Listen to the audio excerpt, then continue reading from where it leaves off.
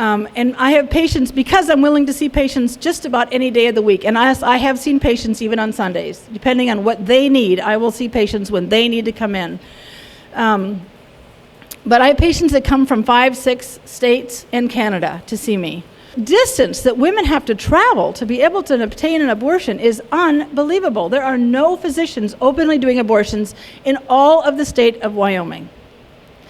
In all of North Dakota, which these are all huge states, you guys. I mean, they could swallow up a lot of you out here. In all of North Dakota, there is one clinic. It is on the very eastern border. In all of South Dakota, there is one clinic. It's on the very eastern border. So you've got a woman who's a single mom and got 2 kids. She's got a job that if she misses 2 days in a row, she's going to lose her job. And in these times, maybe she doesn't even have a job.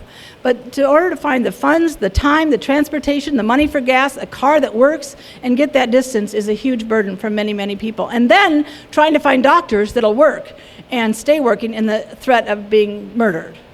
When I did the 60 Minutes piece, Leslie Stahl had said to me, to what ends do you think they will go? And I said, well, I can't imagine they would ever kill anyone.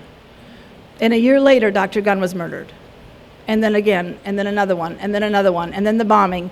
And of course, there was a long stretch in there, and now Dr. Tiller has been murdered, and some of the leaders of the anti-abortion movement, and I refuse to call them pro-life, refuse to call them pro-life, but they are not.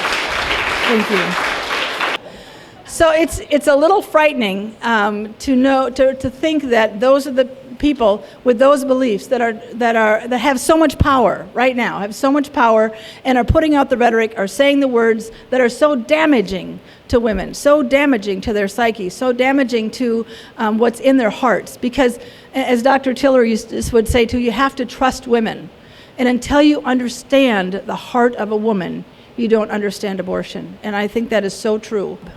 It's your obligation to speak about abortion, to speak about, even if it's 3 people in your life, you have to tell somebody, you have to talk to somebody so they understand that you are also a woman who has chosen to take control of her life, chosen what you want to do about motherhood at this point in your life.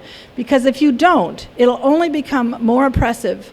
People will continue to say these things that weigh us down, and each woman who walks out the door needs to speak, and every man with his wife or girlfriend or partner needs to also speak about what it has meant to them in their life, and what an important part it is, a part of their health care, that they can choose this. And so it's a challenge that I'm giving the women who are walking out the door. Many, many, many, many, many women that have abortions have no idea what it would be like if abortion was illegal.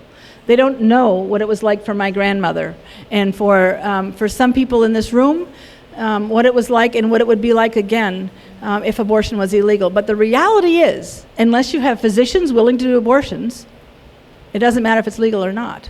If you don't have clinics whose doors are open, it doesn't matter if it's legal or not. And unless you have people who are willing to defend the clinics, it doesn't matter if it's legal or not. All I know is what affects the woman who walks in my door.